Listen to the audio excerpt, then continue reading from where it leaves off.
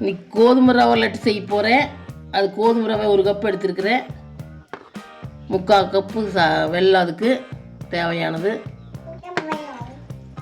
ஒரு 4-5 வல் முந்திரி, 4-5 திராட்சை, 2 ஏலக்காய், ஒரு 2-3 ஸ்பூன் நெய். இதெல்லாம் போட்டு எப்படி செய்யணும் காமிக்கிறேன். இப்படி ஒரு வடைச்சட்டி வச்சுக்கோங்க, அடுப்பு பற்ற வச்சுக்கோங்க. 2 ஸ்பூன் நெய் ஊற்றுங்க.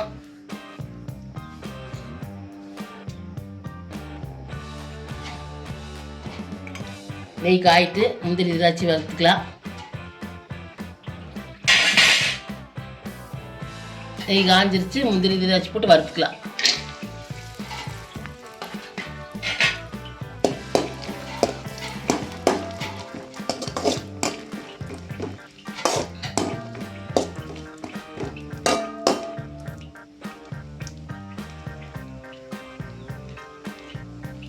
அடுப்பு சிம்மில் வச்சு வறுத்துங்க. தீஞ்சு போயிரு. சிம்மில் வச்சு முந்திரி திராட்சை வறுத்துங்க.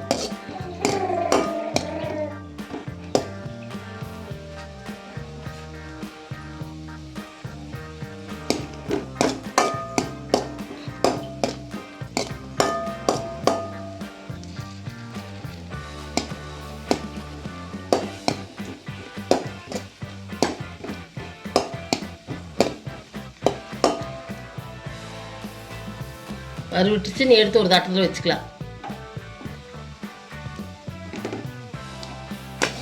இதை மட்டும் எடுத்து வச்சுக்கோங்க.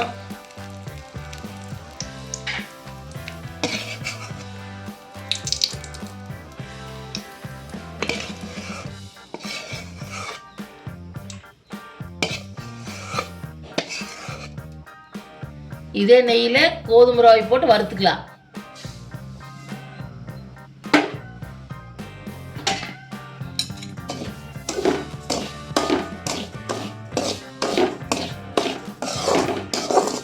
அடுப்பு மெதுவாக வச்சு மணம் வர அளவுக்கு வறுத்துக்குங்க. சிம்லேயே வச்சுங்க அடுப்பை. தீஞ்சு போயிரு.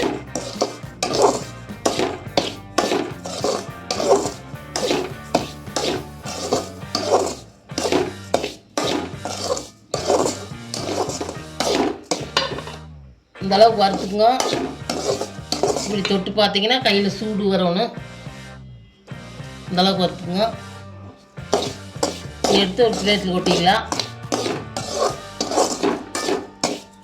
எடுத்து கொட்டிடலாம்.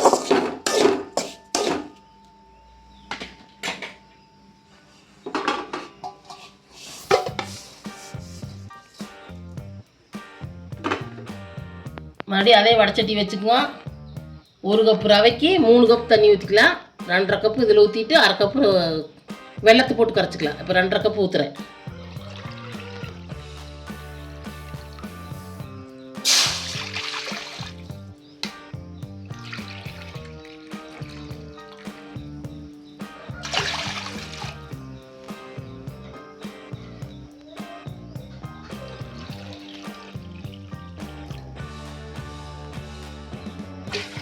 ரெண்டரை கப் தண்ணி ஊற்றிட்டு இன்னொரு 1/2 கப்பு ஊற்றி வெல்லத்தை கரைச்சிக்கலாம். இது காயிட்டு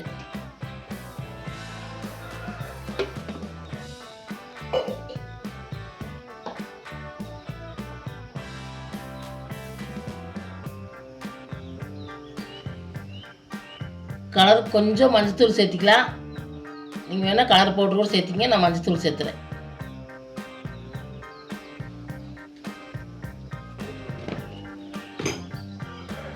போட்டு நல்லா கலக்கி விட்டுங்க.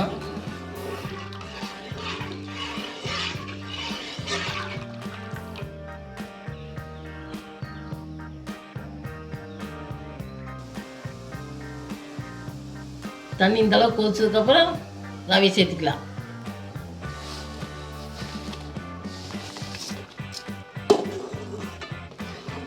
ரவை சேர்த்து நல்லா கிளறிக்குங்க. கொஞ்சம் நல்லா வெந்ததுக்கப்புறம் வெல்லத்தை கரைச்சி ஊற்றிக்கலாம். நல்லா வேகணும். வேகாத ஓடக்கூடாது. வேகாத வெல்லத்தை போட்டால் வேகாது. கோதுமை மாவு, கோதுமை ரவை நல்லா வேகிட்டு வெந்ததுக்கப்புறம் வெல்லத்தை கரைச்சி ஊற்றிக்கலாம். மூடி வச்சு கொஞ்சம் நல்லா வேகிட்டு ரவை வெந்துட்டுருக்கிட்டு இந்த பக்கம் பாவை கரைச்சிக்கலாம். அடுப்பு பற்ற வச்சு ஒரு கோசி வச்சுக்கோங்க. ஒரு 1/2 கப் தண்ணி சேர்த்துக்குங்க. வெல்லத்தை போட்டுக்குங்க. நீ கரைச்சிக்கலாம். வெல்லத்தை கரைச்சி வடித்து இதில் ஊற்றிக்கலாம். கரைச்சிக்கலாம்.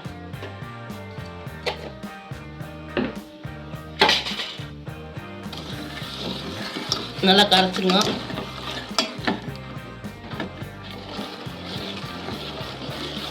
பார்த்தீங்கன்னா மூடி வச்சு இந்த அளவுக்கு வெந்துருச்சு. நீ வெல்லத்தை கரைச்சி இதில் சேர்த்திக்கலாம். நல்லா வெந்ததுக்கப்புறம் சேர்த்திங்க.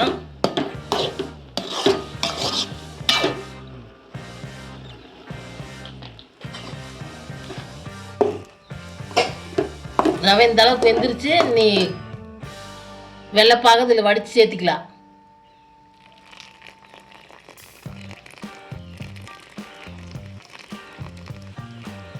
வடித்து சேர்த்திக்கங்க. நல்லா கிளறிக்கலாம்.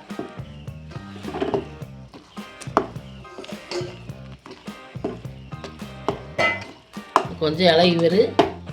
நீங்கள்லாம் லட்டு பிடிக்கிற அளவுக்கு வர வரைக்கும் நல்லா கிளறிக்குங்க. நீ ஏலக்காயை போட்டுக்கலாம்.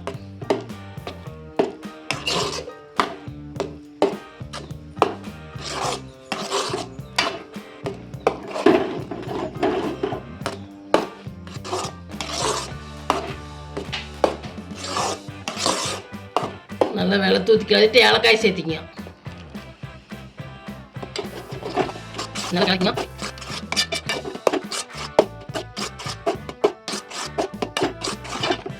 இனிப்பு இன்னும் சாப்பிட மாதிரி இருந்தால் 1 கப் போட்டுக்குங்க. நான் கம்மியாக தான் சாப்பிடுவோம். அதனால் 3/4 கப் போட்டுருக்குறேன். முந்திரி ஏதாச்சும் போட்டு கிளறிட்டு அடுப்பு ஆஃப் பண்ணிடலாம்.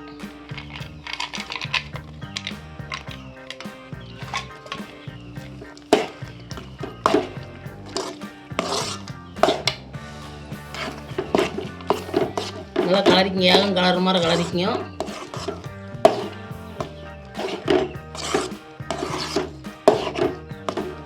இந்த அளவுக்கு வந்தால் தான் நிறுத்தணும். முன்னே நிறுத்தினா ரட் ஆகாது. நல்லா இப்படி கெட்டி வந்தால் நிறுத்திக்கிங்க. நீ அடுப்பு ஆஃப் பண்ணிவிட்டு ஆற வச்சு லட்டு பிடிச்சிக்கலாம். ஆற வச்சுட்டு காமிக்கிறேன். இப்படி ஒரு தட்டில் கொட்டி நல்லா ஆற வச்சுக்கோ. இப்போ ஆறிடுது. கை பொறுக்கிற சூட்டுக்கு வந்துடுச்சு. நீ லட்டு பிடிச்சிக்கலாம். கொஞ்சம் நெய் தொழுவி கையில் பிடிச்சிக்குங்க. கொஞ்சம் ஒட்டாது. உங்களுக்கு எந்த ஷேப்பில் வேணுமோ அந்த ஷேப்பில் பிடிச்சிக்குங்க.